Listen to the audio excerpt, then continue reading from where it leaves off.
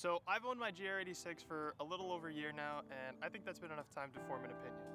All right, so we're gonna start off on a positive note and talk about my number one most favorite thing, and that's just how absolutely gorgeous this thing is.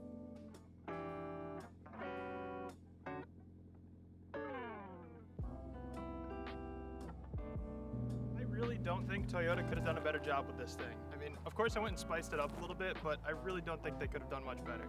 I also love just how small this thing is. I mean, it literally feels like a Miata when you're driving it. But that kind of leads me to my next thing, which is this thing's just almost a little too small.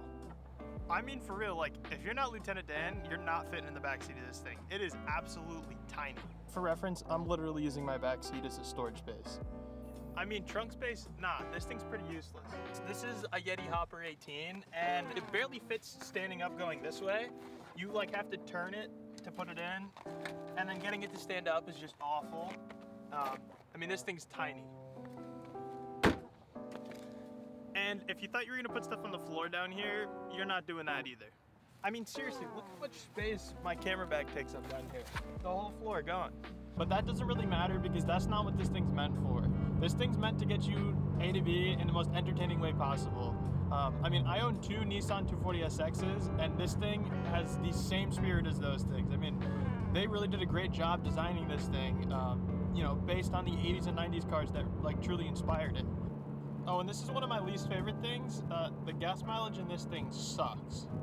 I mean, I guess looking back at it, 23, 24 miles per gallon really isn't that bad, but 90% of that for me is on the highway. So if you're ripping back roads, you're probably getting like 19.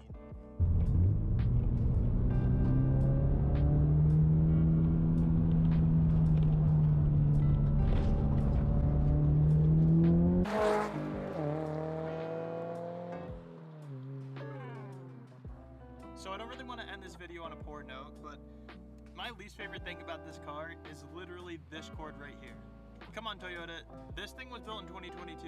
You're gonna tell me you couldn't put wireless CarPlay in? Like, for real? This thing literally plugs in the cup holder. Like, you can't even fit your phone and two coffees in here. It's ridiculous. You have to put your phone on the seat, and then it flies all over the place, and then it unplugs. Because it's a sports car, you're ripping the thing around. Like, come on. But realistically, there's nothing that would deter me from telling you to go get one of these things. This car is absolutely amazing. So if you enjoyed this video, stick around, maybe watch my last video, and like and subscribe. I don't know how often we make videos, but we'll see what happens.